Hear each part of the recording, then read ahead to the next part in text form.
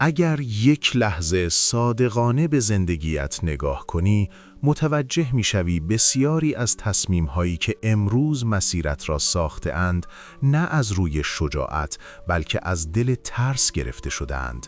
ترس از قضاوت شدن، ترس از شکست، ترس از دیده نشدن یا حتی ترس از موفق شدن.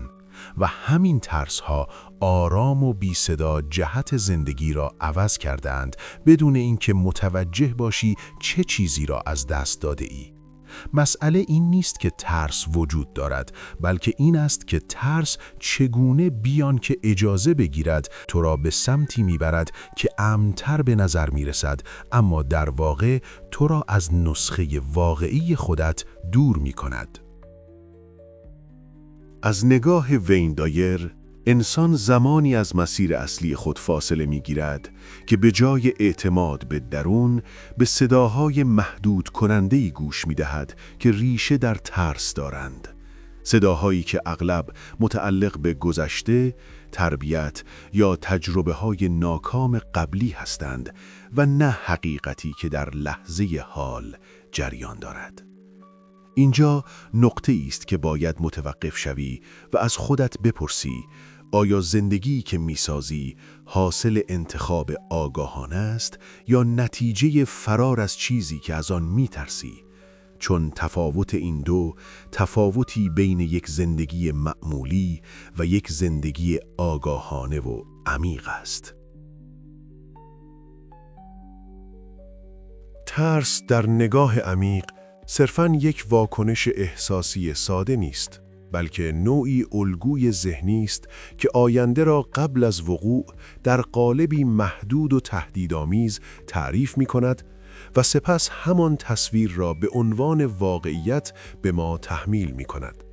از نگاه وین دایر، ذهن زمانی دچار خطا می شود که بین آنچه ممکن است اتفاق بیفتد و آنچه واقعاً در حال رخ دادن است تمایز قائل نمی شود و همین اشتباه باعث می شود انسان به جای زندگی در اکنون در سناریوهایی زندگی کند که هنوز هیچ وقت رخ نداده‌اند، اما تأثیرشان کاملاً واقعی است. این یعنی ترس بیشتر از آن که به واقعیت وابسته باشد، به تفسیر ما از واقعیت گره خورده است. در این چارچوب، ترس تبدیل به نوعی فیلتر ادراکی می شود که همه چیز را از زاویه تهدید و کمبود نشان می دهد. حتی فرصتها را، حتی روابط را، حتی مسیر رشد را. وقتی این فیلتر فعال است، ذهن دائما در حال پیشبینی بدترین حالت هاست و همین پیشبینی ها به مرور تبدیل به باور می شوند. باورهایی که رفتار را شکل می دهند و رفتارهایی که نتایج را می سازند. به همین دلیل است که بسیاری از افراد فکر می کنند در حال واکنش به واقعیت هستند، در حالی که در حقیقت دارند به تصویری پاسخ می‌دهند که ذهنشان از روی ترس ساخته است، نه چیزی که واقعاً وجود دارد. ریشه ترس را اگر دقیق‌تر بررسی کنی، به جایی می‌رسی که ذهن از سالها قبل شروع به ساختن یک چارچوب محدود برای بقا کرده است. چارچوبی که در آن هر تجربه ناخوشایند، هر شکست، هر قضاوت و هر طرد شدن به عنوان یک هشدار ثبت شده و بعدها در موقعیت‌های مشابه دوباره فعال می شود. این یعنی ذهن برای محافظت از تو الگوهایی ساخته که در زمان خودش شاید مفید بوده، اما حالا همان الگوها تبدیل به مانعی شده اند که اجازه نمی دهند فراتر از گذشته حرکت کنی. در واقع ترس اغلب مربوط به لحظه حال نیست، بلکه بازتابی از خاطرات و برداشت‌هایی است که هنوز در لایه‌های عمیق ذهن فعال باقی مانده اند.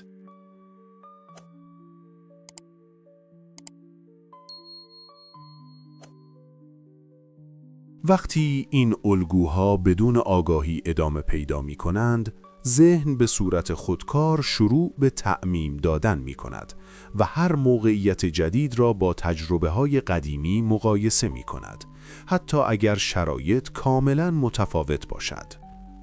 به این ترتیب یک اتفاق کوچک می تواند همان احساس قدیمی را فعال کند و تو را وادار کند همان واکنش‌های قبلی را تکرار کنی، بدون اینکه متوجه شوی چرا.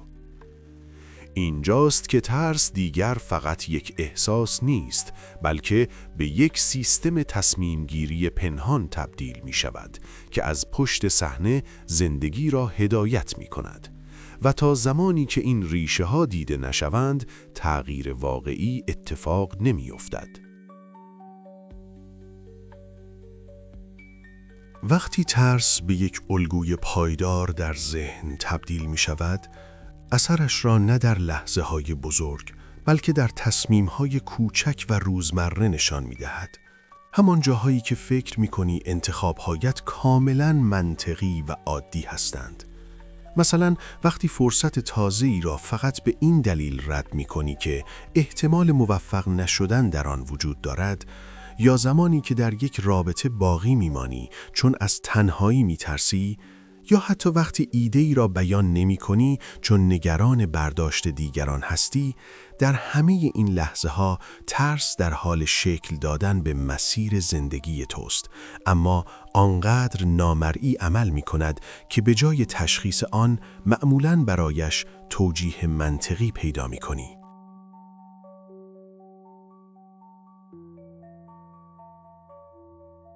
یکی از خطاهای رایج این است که ترس را به عنوان یک نشانه قطعی از اشتباه بودن مسیر تفسیر می‌کنیم، در حالی که در بسیاری از مواقع ترس دقیقاً در نقطه‌ای ظاهر می‌شود که رشد در حال اتفاق افتادن است. بسیاری از افراد به محض اینکه احساس ناآرامی یا تردید می‌کنند، تصور می‌کنند باید عقب نشینی کنند یا تصمیم خود را تغییر دهند، بدون اینکه بررسی کنند آیا این احساس ناشی از خطر واقعی است یا فقط واکنش ذهن به ناشناخته‌ها. این اشتباه باعث می‌شود فرصت‌های مهمی از دست بروند، نه به دلیل نبود توانایی، بلکه صرفاً به دلیل تفسیر نادرست از یک احساس.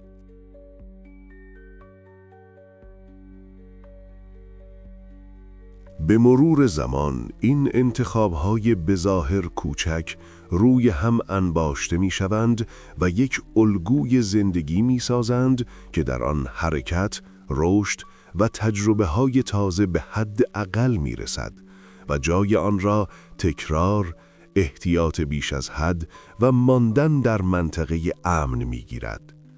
نتیجه این فرایند این است که فرد ممکن است ظاهراً زندگی باثباتی داشته باشد، اما در درون خود احساس رکود، نارضایتی و فاصله از توانایی‌های واقعیش را تجربه کند. این همان جایی است که ترس نه تنها مسیر را تغییر داده، بلکه تعریف تو از امکانها را هم کوچک کرده است، بدون اینکه حتی متوجه شوی چه نسخه‌ای از خودت هرگز فرصت ظهور پیدا نکرده است. یکی از خطاهای رایج این است که ترس را به عنوان یک نشانه قطعی از اشتباه بودن مسیر تفسیر می‌کنیم، در حالی که در بسیاری از مواقع ترس دقیقاً در نقطه‌ای ظاهر می‌شود که رشد در حال اتفاق افتادن است. بسیاری از افراد به محض اینکه احساس ناآرامی یا تردید می‌کنند، تصور می‌کنند باید عقب نشینی کنند یا تصمیم خود را تغییر دهند، بدون اینکه بررسی کنند آیا این احساس ناشی از خطر واقعی است یا فقط واکنش ذهن به ناشناخته‌ها. این اشتباه باعث می‌شود فرصت‌های مهمی از دست بروند، نه به دلیل نبود توانایی، بلکه صرفاً به دلیل تفسیر نادرست از یک احساس. اشتباه دیگر این است که افراد فکر می کنند باید ابتدا ترس کاملا از بین برود تا بتوانند اقدام کنند، در حالی که چنین حالتی تقریباً هرگز رخ نمی دهد و منتظر ماندن برای نبود ترس در واقع به معنای به تعویق انداختن دائمی حرکت است. در این نگاه، ترس تبدیل به یک مانع غیر قابل عبور می شود، در حالی که می تواند فقط یک سیگنال باشد که نیاز به آگاهی بیشتر دارد، نه توقف کامل.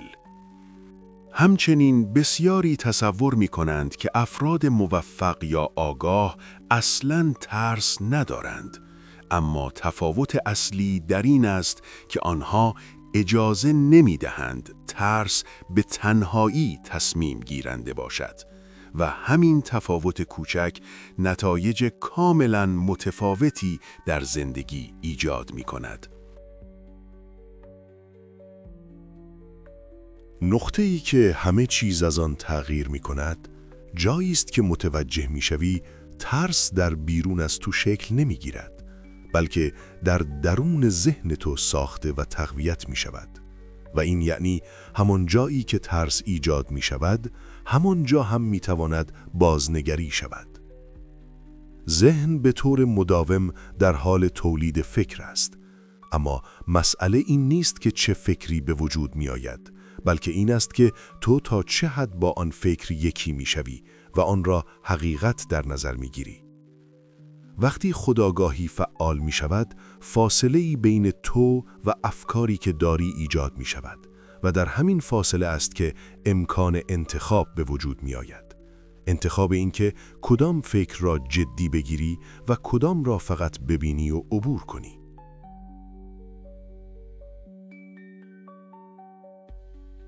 در این حالت، ترس دیگر یک فرمان قطعی نیست، بلکه به یک پیام قابل بررسی تبدیل می شود که می توانی آن را تحلیل کنی، منبعش را بشناسی و تصمیم بگیری آیا واقعاً باید به آن واکنش نشان دهی یا نه. خودآگاهی به تو اجازه می دهد قبل از هر واکنش لحظه ای مکث کنی و ببینی آیا این تصمیم از وضوح می آید یا از اضطراب، از شناخت می آید یا از عادت. این مهارت ساده اما عمیق به مرور باعث می شود کنترل از حالت ناخودآگاه خارج شود و به سطحی برسد که تو بتوانی آگاهانه مسیرت را شکل دهی، نه اینکه صرفاً تحت تأثیر الگوهای قدیمی حرکت کنی. اگر دقیق‌تر به زندگی اطرافت نگاه کنی، نمونه‌های زیادی را می‌بینی که نشان می‌دهد ترس چگونه می‌تواند مسیر را به طور کامل تغییر دهد. مثلا فردی که سالها در یک موقعیت شغلی باقی می‌ماند، نه به خاطر علاقه، بلکه صرفاً به این دلیل که از شروع دوباره می‌ترسد. و همین ترس باعث می‌شود توانایی‌هایش هیچ وقت در مسیر درست قرار نگیرند.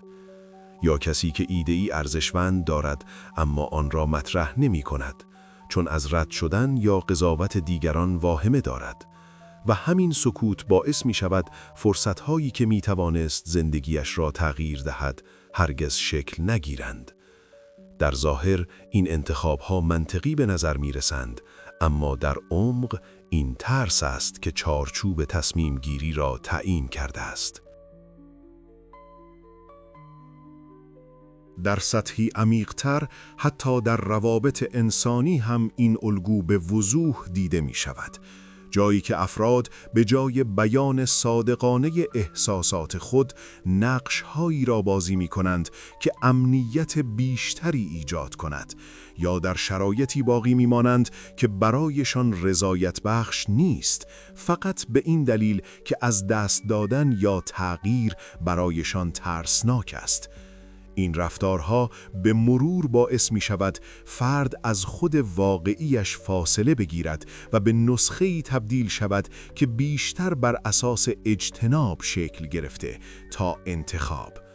نکته مهم این است که این مثالها استثناء نیستند، بلکه بازتاب الگویی گسترده‌ای هستند که در زندگی بسیاری از افراد جریان دارد، بدون اینکه به وضوح دیده یا درک شود. تغییر واقعی از جایی شروع می شود که تصمیم می گیری ترس را حذف نکنی، بلکه رابطه ات را با آن تغییر بدهی. چون هر تلاشی برای سرکوب ترس معمولاً آن را عمیق‌تر و پنهان‌تر می کند. یک تمرین ساده اما مؤثر این است که هر زمان با یک احساس ترس روبرو می‌شوی، به جای واکنش فوری آن را به صورت دقیق نامگذاری کنی و از خودت بپرسی دقیقاً از چه چیزی می‌ترسی و چه سناریویی در ذهنت در حال شکل‌گیری است. همین پرسش باعث می شود ترس از یک حالت مبهم و سنگین به مجموعه‌ای از افکار مشخص تبدیل شود که می توانی آنها را بررسی کنی و ببینی کدام بخش واقعی است و کدام بخش صرفاً ساخته ذهن است.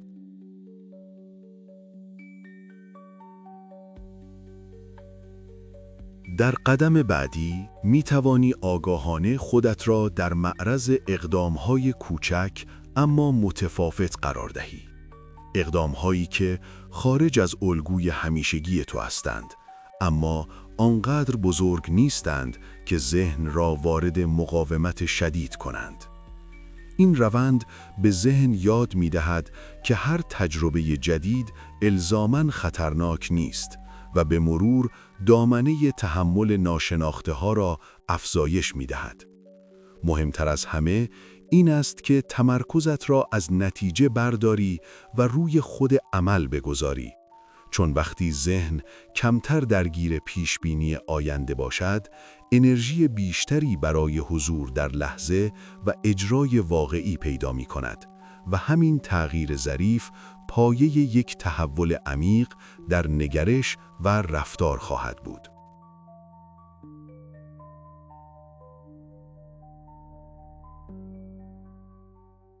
اگر بخواهی همه این مسیر را در یک نگاه عمیق جمع‌بندی کنی، به این نقطه میرسی که ترس به تنهایی تعیین کننده نیست، بلکه معنایی که تو به آن میدهی است که مسیر را شکل میدهد. ترس میتواند به عنوان یک محدودیت عمل کند یا به عنوان یک نشانه برای نزدیک شدن به مرزهای رشد. و این تفاوت نه در خود ترس، بلکه در نحوه مواجهه تو با آن شکل میگیرد. زمانی که ترس را بدون بررسی میپذیری، به تدریج دایره انتخاب‌هایت کوچکتر میشود. اما وقتی آن را میبینی، تحلیل میکنی و از آن فاصله میگیری، همان ترس میتواند به ابزاری برای شناخت عمیق‌تر خودت تبدیل شود.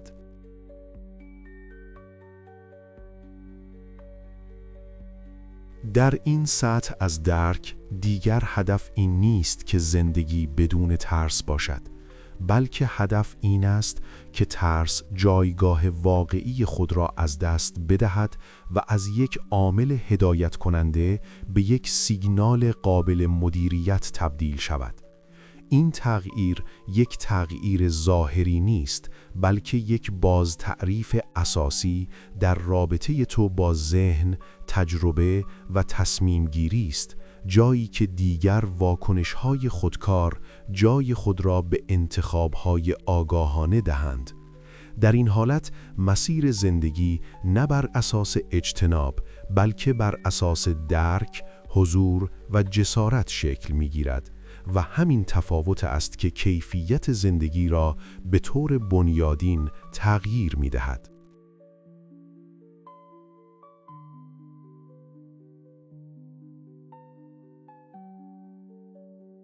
در نهایت، آنچه مسیر زندگی تو را می‌سازد، نه نبودن ترس، بلکه نوع مواجهه‌ای است که هر روز با آن انتخاب می‌کنی. انتخابی که شاید در لحظه کوچک به نظر برسد، اما در طول زمان به یک جهت مشخص تبدیل می شود. هر بار که به جای عقب نشینی حتی قدمی کوچک به جلو برمی‌داری، در حال بازنویسی الگویی هستی که سالها بدون آگاهی در تو تکرار شده است و همین قدم‌های به ظاهر ساده به مرور ذهن را آموزش می‌دهد که واقعیت لزوماً همان چیزی نیست که ترس ترسیم می‌کند. این یعنی تو می‌توانی بدون منتظر ماندن برای شرایط ایدئال همین حالا نوع متفاوتی از زندگی را آغاز کنی، فقط با تغییر نحوه دیدن و انتخاب کردن.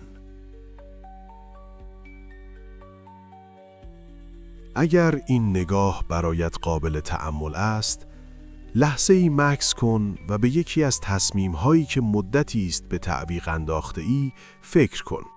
نه برای اینکه فوراً آن را حل کنی، بلکه برای اینکه ببینی چه ترسی پشت آن پنهان شده و آیا هنوز هم باید به همان شکل به آن پاسخ بدهی یا نه. همین پرسش ساده می‌تواند شروع یک مسیر تازه باشد. مسیری که در آن به جای حرکت بر اساس محدودیت، بر اساس آگاهی پیش می روی. اگر چنین مسیری برایت ارزشمند است، همراه ماندن با این فضا می تواند به تو کمک کند تا این نوع نگاه را عمیق‌تر و عملی‌تر در زندگیت جاری کنی.